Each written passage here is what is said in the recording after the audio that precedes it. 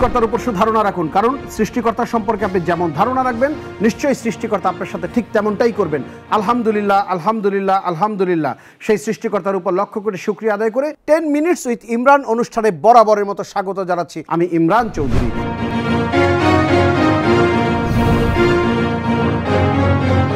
একজন এগিয়ে যাওয়া ব্যক্তির জীবনের গল্প সত্যি চমকপ্রদ। কঠোর দায়িত্ব পালনের মধ্য দিয়ে একজন কর্মঠ ব্যক্তিত্ব নিজেকে শুরু থেকে শীর্ষে নিয়ে যেতে সক্ষম হন। তাদের সফলতার প্রতিটি স্তর, প্রতিটি চ্যালেঞ্জ যেন রূপকথার গল্পের মতো। সততার মোড়কে একজন সফল ব্যক্তি হতে পারেন সম্মানীয়, অনুকরণীয়। এর মধ্য থেকেই নিজেকে গড়ে তুলতে পারেন একজন নেতৃত্ব প্রদানকারী ব্যক্তিত্ব হিসেবে। প্রিয় দর্শক, আপনারা জানেন প্রতিটি পর্বে একজন স্বপ্নবান দেশপ্রেমী উদ্বুদ্ধ ব্যক্তিত্বের সাক্ষাৎকার গ্রহণ করা হয়। চলুন দর্শক, দেখে আসি আজকের অতিথির সাক্ষাৎকারটি।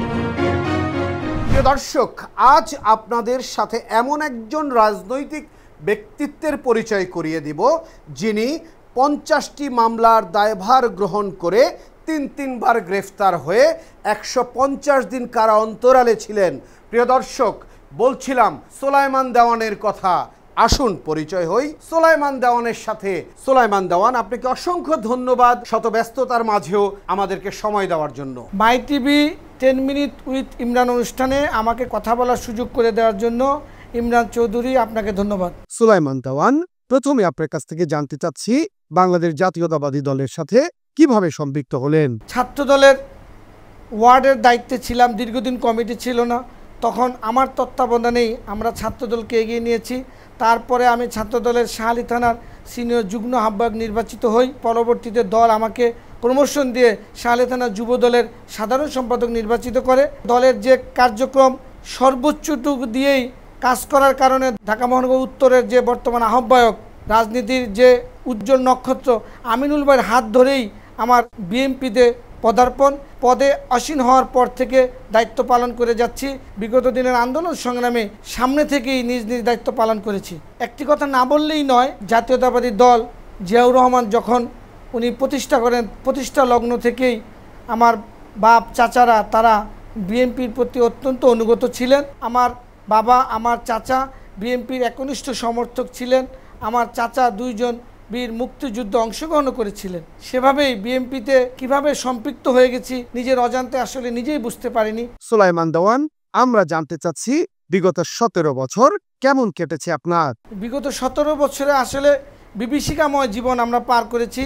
আমরা এলাকায় থাকতে পারতাম না, ব্যবসা বাণিজ্য করতে পারতাম না, হামলা মামলা কোনো কিছুতে আমরা না থেকেও গায়েবী মামলার আসামি হয়ে যেতাম। আমার ভাগিনা মারা গেছে, তার জানাজায় আমি অংশগ্রহণ করতে পারিনি। সদ্য বড় ভাই মারা গেছে, তার শুধু জানাজাটুকুতে আমি অংশ করতে পেরেছিলাম, এলাকায় থাকতে পারতাম না।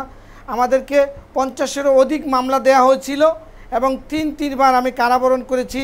আমাদের উপরে থানায় অত্যাধিক নির্যাতন হয়েছে। আমাদেরকে প্রথমবার যখন 2014 নির্বাচনের আগে ধরা হলো, তখন আমাদেরকে আমার অফিস থেকে আমি সহ 5 জনকে ধরে নিয়ে গেল। তৎকালীন ওসি সেলিমের নেতৃত্বে আমাদেরকে তখন মারধর করা হয়েছিল এবং পরবর্তীতে 2015 সালে আমি একবার অ্যারেস্ট হয়েছিলাম এবং সর্বশেষ 2024 নির্বাচনের আগে আমি 1 নভেম্বর অ্যারেস্ট হই। 3 মাস জেল খেটে আমি 31 জানুয়ারি জামিনে বের হই। বিগত 17 বছরে আসলে আমরা টারজানের মতো জীবনযাপন করেছি। কখনো রাত কাটিয়েছি, আবার কখনো রাতের মধ্যে আধারে পালিয়ে যেতে হয়েছে। গ্রেফতার হওয়ার পরে আমাদের যে কি অবর্ণনীয় মানসিক নির্যাতন করা হতো, আমি সহ আমাদের কর্মীদেরকে নির্যাতন করা হচ্ছে, যা আসলে ভাষায় বলে প্রকাশ করা যাবে না।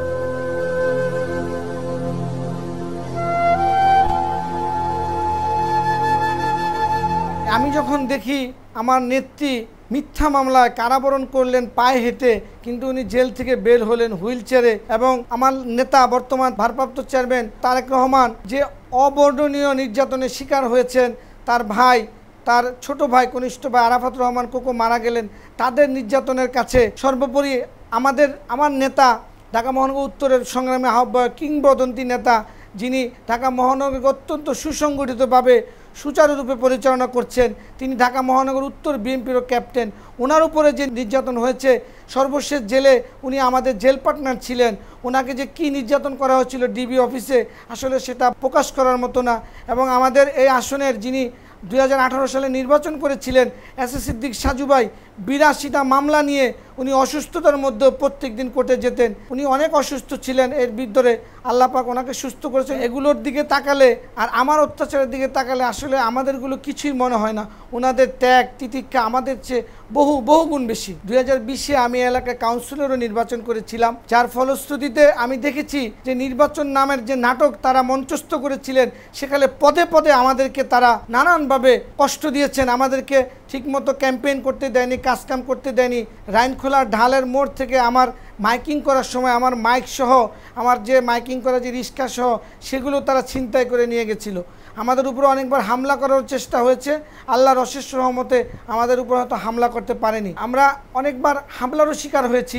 2022-এর 17ই আগস্ট আমিনুল হক আমান ভাই সহ আমরা জিয়া উদ্যানে আমরা হামলার শিকার হয়েছি। আমাদের অসংখ্য নেতাকর্মী গুম খুম হয়েছে। বিগত সর্বশেষ জুলাই আন্দোলনে আমাদের সহযোদ্ধারা অনেকেই আমাদের সামনে প্রাণ দিয়েছেন। আমরা যান হাতে নিয়েই প্রত্যেকটা আন্দোলন সংগ্রামে রাজপথে ছিলাম। আমরা বাসার থেকে বের হলে আবার সুস্থ শরীরে ফিরে আসব, এটা আমরা কল্পনার বাইরে ছিল। এরকম একটা বিভীষিকাময় জীবন আমরা বিগত 17 বছরে পার করেছি। এলাকাবাসীকে নিয়ে আপনার ভবিষ্যৎ পরিকল্পনা কি রয়েছে? ধন্যবাদ, অত্যন্ত মূল্যবান সুন্দর প্রশ্ন করেছেন।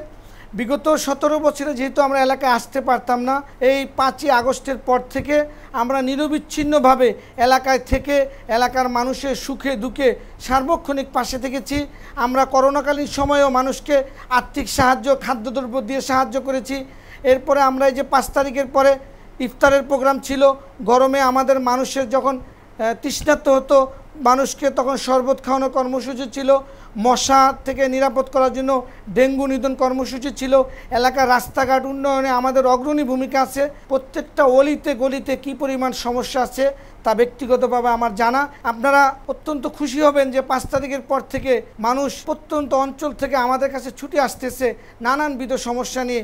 আমরা আমাদের চেয়ারম্যানের পরামর্শক্রমে আমরা মানুষের মন দখল করার রাজনীতিটা করছি। আমরা যদি মানুষের মন দখল করার রাজনীতিটা করতে পারি, তাহলে জাতীয়তাবাদী দল বিএনপি আর অন্য দলের সাথে তুলনা করলে জাতীয়তাবাদী দল বিএনপি এগিয়ে থাকবে ইনশাল্লাহ। যদি এদেশে গণতান্ত্রিক প্রতিষ্ঠার সরকার নির্বাচিত হয়, স্থানীয় নির্বাচন হয়, সেক্ষেত্রে যদি আমাদের সুযোগ থাকে, আমরা অবশ্যই জনকল্যাণে নিজের জীবনকে বিলিয়ে দিব। এলাকাবাসীর প্রতি আমি কৃতজ্ঞতা প্রকাশ করছি। বিগত নির্বাচনে তারা আমাকে ভোট দিয়ে জয়যুক্ত করার জন্য সকলেই চেষ্টা করেছেন। যদিও নিশিরাতের সরকার সেই ভোটকে কারচুপির মাধ্যমে আমাদেরকে পরাজিত করেছিল, এবং এলাকাবাসীর সুখে দুঃখে বিগত দিনে যেভাবে আমি পাশে ছিলাম, ইনশাআল্লাহ আগামী দিনেও আমি এলাকাবাসীর পাশে থেকে তাদের সার্বিক সহযোগিতা করে তাদের সেবা করে যাওয়ার প্রতিশ্রুতি দিচ্ছি। এলাকাবাসী আমাদের জন্য দোয়া করবেন। আমরা বিগত দিনে যেভাবে আপনাদের পাশে ছিলাম, ইনশাআল্লাহ আগামী দিনেও আপনাদের পাশে থাকব। সোলাইমান দেওয়ান, আমাদেরকে সময় দেওয়ার জন্য আপনাকে ধন্যবাদ জানাচ্ছি। ধন্যবাদ ইমরান চৌধুরী, ধন্যবাদ জানাচ্ছি মাই টিভিকে, এবং যারা কলাকুশলী আছেন সবাইকে ধন্যবাদ জানাচ্ছি আমার ইন্টারভিউ নেওয়ার জন্য। আমরা বিগত দিনে দেখেছি আপনি আপনার এই প্রোগ্রামের মাধ্যমে আমাদের ঢাকা 14 আসনের 2018 সালে যিনি প্রার্থী ছিলেন জনাব এসএ সিদ্দিক সাজু, তার ইন্টারভিউ নিয়েছেন। ঢাকা মহানগর উত্তর বিএনপির সংগ্রামী আহ্বায়ক আমিনুল হক ভাইয়েরও আপনি ইন্টারভিউ নিয়েছেন, যা অত্যন্ত প্রশংসনীয়। আমরাও আপনার উত্তর মঙ্গল কামনা করছি। সোলাইমান ভাই গরিবের লাগে সহযোগিতা করে, আহদে বিহদে সবসময় পাশে দাঁড়ায় আয়া। সোলাইমান ভাই আমাদের বেশ ভালো পরিচিত, আমি কাছের মানুষ। সোলাইমান ভাই গরিবের জন্য বেশ ভালো সহযোগিতা করে এবং সবসময় গরিবদের পাশে থাকে। জুলুম নির্যাতনের শিকার হইলে সোলাইমান ভাইয়ের কাছে আসলে সে সবসময় তার সহযোগিতা এবং পাশে বসে তার সুযোগ সুবিধা সবকিছু দেখার চেষ্টা করে। সেন্টু নামে এক কার্ড ব্যবসায়ী, চেকের বইটা তার হাতে দিলে আমার সিগনেচার করা একটি পাতা ও ছিঁড়ে পকেটে ভরে নেয়। তার কিছুদিন পর কিছু টাকা আমাকে দেয় আর সিগনেচার নেয়। যেই কন্ট্যাক্টটি তার সাথে আমার প্রথম ছিল সেই পাতায়। সে যখন আমাকে টাকা দিয়ে সিগনেচার নেয়, তখন আমি তাকে জিজ্ঞাসা করি আমার চেকের পাতাটা কই, আর তুমি নাকি ব্যাংক থেকে টাকা আনবা, 2-5 হাজার আমাকে দাও কেন? এরপর 12 মাস পার হয়ে গেল, তারপর আমার টাকা পরিশোধ করলো না। 17 মাস অপেক্ষা করার পরে 50 লাখ টাকার বাড়ি আমি 43 লাখ টাকায় বিক্রি করি ফারুকের কাছে। সেই টাকা দিয়ে ব্যাংকের দেনা পরিশোধ করি, সে টাকা পরিশোধ করি। সেখান থেকে আমি বাড়াবাড়িতে চলে আসি। এখন আমি শুনতেছি আমার কাছে 1 কোটি টাকা পায়, সে মামলা করবে।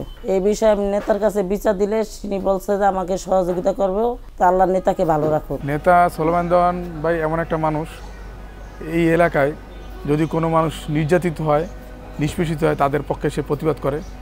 এটা সবসময় করে, আমরা দেখে আসছি। এবং কিছুদিন আগে একটা ঘটনা ঘটছে, এই ডি ব্লক আর এফ ব্লকে বাচ্চার মারামারি করে মাথা ফাটায় ফেলছে। এটা যেন মামলা পর্যন্ত হয়ে গেছে, আদালত পর্যন্ত হয়ে গেছে, কিন্তু সে সোলেমান দেওয়ান 2 পক্ষকে মিলাইয়া একটা সুষ্ঠু সমাধান করছে।